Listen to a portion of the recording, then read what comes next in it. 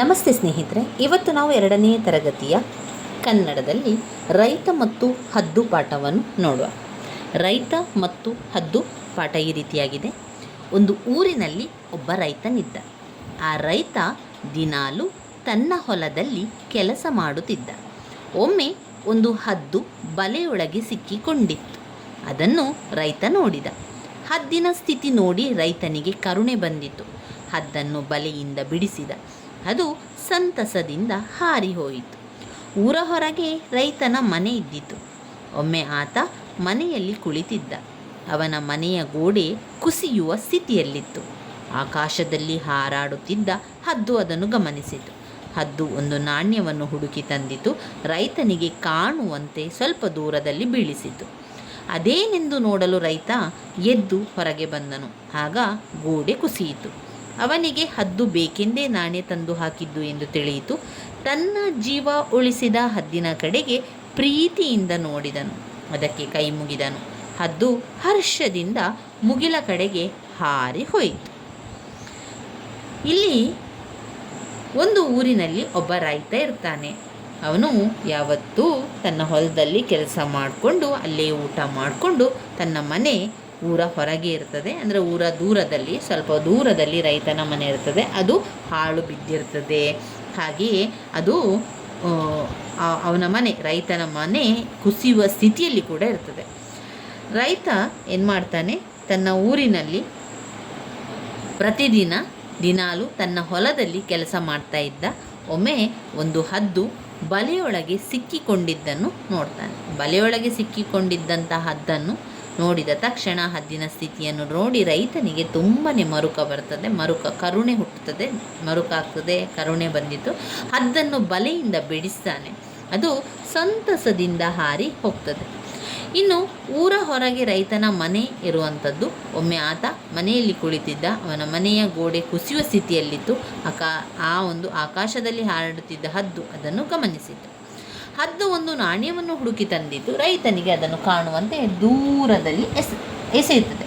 ಯಾಕಂದರೆ ರೈತನಿಗೆ ಕಾಣಬೇಕು, ರೈತ ಹೊರಗೆ ಬರಬೇಕು, ಮನೆ ಕುಸಿಯುವಂಥ ಸ್ಥಿತಿಯಲ್ಲಿದ್ದ ಮನೆಯಿಂದ ರಕ್ಷಿಸ್ಕೊಳ್ಬೇಕು ಅಂತಾದರೆ ಅವನು ಸ್ವಲ್ಪ ದೂರ ಇರಬೇಕು ಅಂತ ಹೇಳಿ ಆವಾಗ ಅದೇನೆಂದು ನೋಡಲು ರೈತ ಎದ್ದು ಹೊರಗೆ ಬರ್ತಾನೆ. ಆಗ ಗೋಡೆ ತುಂಬಾ ಕುಸಿಯುವ ಸ್ಥಿತಿಯಲ್ಲಿತ್ತು. ಅವನಿಗೆ ಹದ್ದು ಬೇಕೆಂದೇ ನಾಣ್ಯ ತಂದು ಹಾಕಿದ್ದು ಎಂದು ತಿಳಿಯಿತು. ನನ್ನ ಜೀವ ಉಳಿಸಿದಂಥ ಹದ್ದಿನ ಕಡೆಗೆ, ತನ್ನ ಜೀವವನ್ನು ಉಳಿಸಿದಂಥ ಹದ್ದಿನ ಕಡೆಗೆ ಪ್ರೀತಿಯಿಂದ ನೋಡ್ತಾರೆ. ಅಷ್ಟೇ ಅಲ್ಲದೆ ಅವರಿಗೆ ಕೈಯನ್ನು ಮುಗಿದು ಹದ್ದು ಹರ್ಷದಿಂದ ಮುಗಿಲಿನ ಕಡೆಗೆ ಹಾರಿ ಹೋಯಿತು. ಆಮೇಲೆ ನಾವು ಸಂತೋಷದಿಂದ ನಮ್ಮ ಕೆಲಸವನ್ನು ಮಾಡಿರುವಂಥದ್ದು. ಈ ರೀತಿಯಾಗಿ ಕತೆ ಬಂದಿದೆ. ಇಲ್ಲಿ ಬಂದಿರುವಂಥ ಪ್ರಶ್ನೆಗಳನ್ನು ನೋಡುವ. ರೈತ ಎಲ್ಲಿ ಕೆಲಸ ಮಾಡುತ್ತಿದ್ದ? ರೈತ ಹೊಲದಲ್ಲಿ ಕೆಲಸ ಮಾಡ್ತಾ ಇದ್ದ.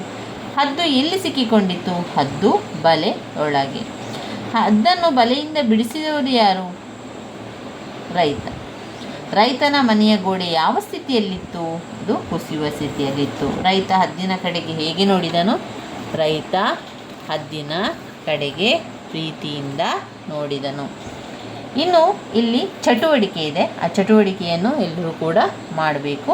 ವರ್ಣಮಾಲೆಯನ್ನು ಪೂರ್ಣಗೊಳಿಸಲಿಕ್ಕೆ ಅ ಆ ಇ ಈ ಉ ಊ ಋ ಎ ಏ ಐ ಓ ಓ ಔ ಅಂ ಅಹ. ಇದು ವರ್ಣಮಾಲೆಯಲ್ಲಿ ಬರುವಂತಹ ಸ್ವರಾಕ್ಷರಗಳು. ವರ್ಣಮಾಲೆಯಲ್ಲಿ ಒಟ್ಟು 49 ಅಕ್ಷರಗಳಿದೆ. ಅದರಲ್ಲಿ ಸ್ವರಾಕ್ಷರಗಳು 13, 34 ವ್ಯಂಜನಗಳು. ಸ್ವರಾಕ್ಷರಗಳಲ್ಲಿ ಅ ಆ ಇ ಈ ಉ ಊ ಋ ಎ ಎ ಐ ಓ ಔ ಓ ಓ ಔ ಅಲ್ಲಿ ತನಕ, ಅವು ತನಕ ವರ್ಣಮಾಲೆ ಅಕ್ಷರಗಳು.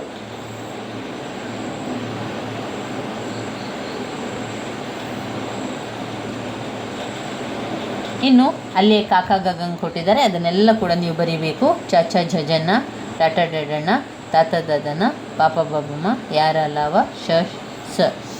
ಇದನ್ನು ಈ ಕನ್ನಡ ವರ್ಣಮಾಲೆ ಪ್ರತಿಯೊಬ್ಬರಿಗೂ ಕೂಡ ಗೊತ್ತಿರಬೇಕಾಗಿರುವಂಥ ವಿಚಾರ. ಇನ್ನು ಕೆಳಗೆ ಕೊಟ್ಟಿರುವಂಥ ಖಾಲಿ ಜಾಗದಲ್ಲಿ ಕಾಗುಣಿತ ಬರೀಲಿಕ್ಕೆ ಅ ಆ ಇ ಈ ಉ ಊ ಋ ಎ ಎ ಐ ಓ ಓ ಔ ಅಂ ಅಹ.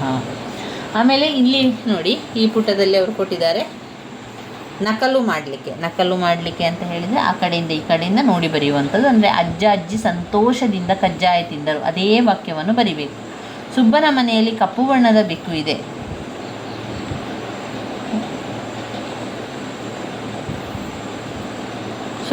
ಸುಬ್ಬನ ಮನೆಯಲ್ಲಿ ಕಪ್ಪು ಬಣ್ಣದ ಬೆಕ್ಕು ಇದೆ, ಅದನ್ನೇ ಬರಿಬೇಕು. ಆನೆಯ ಗಾತ್ರ ನೋಡಿ ಆಶ್ಚರ್ಯವಾಯಿತು. ಸುಬ್ಬನ ಮನೆಯಲ್ಲಿ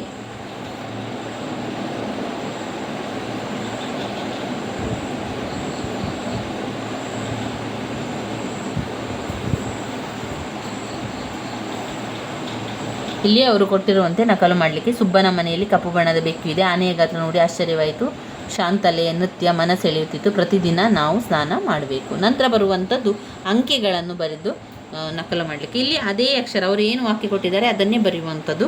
ಇಲ್ಲಿ ಕೊಟ್ಟಿರುವಂಥದ್ದು ನಾವು ಆ ಸಂಖ್ಯೆಯನ್ನು ನಕಲು ಮಾಡಬೇಕಾಗಿರುವಂಥದ್ದು. 1 2 3 4 5 6 7 8 9 10.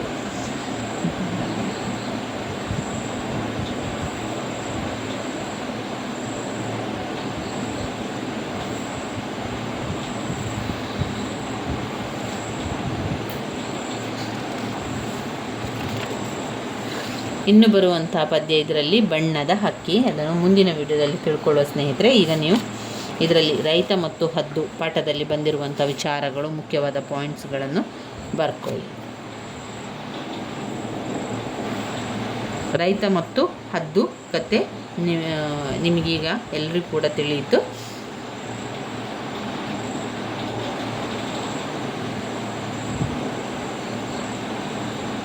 ಇಲ್ಲಿ ಪ್ರಶ್ನೆ ಉತ್ತರ ಇರುವಂಥದ್ದು.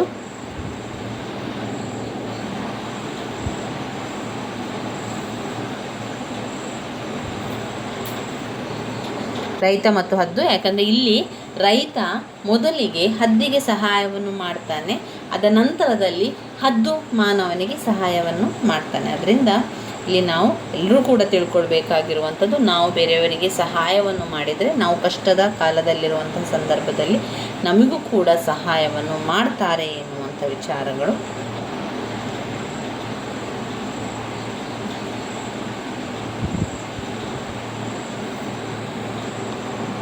ರೈತ ಎಲ್ಲಿ ಕೆಲಸ ಮಾಡ್ತಾ ಇದ್ದ? ರೈತ ಹೊಲದಲ್ಲಿ ಕೆಲಸ ಮಾಡ್ತಾ ಇದ್ದ. ಹದ್ದು ಎಲ್ಲಿ ಸಿಕ್ಕಿಕೊಂಡಿತು? ಹದ್ದು ಬಲೆಯೊಳಗೆ ಸಿಕ್ಕಿಕೊಂಡಿತು. ಹದ್ದನ್ನು ಬಲೆಯಿಂದ ಬಿಡಿಸಿದವರು ಯಾರು? ಹದ್ದನ್ನು ಬಲೆಯಿಂದ ಬಿಡಿಸಿದವರು ರೈತ. ರೈತನ ಮನೆಯ ಗೋಡೆ ಯಾವ ಸ್ಥಿತಿಯಲ್ಲಿತ್ತು?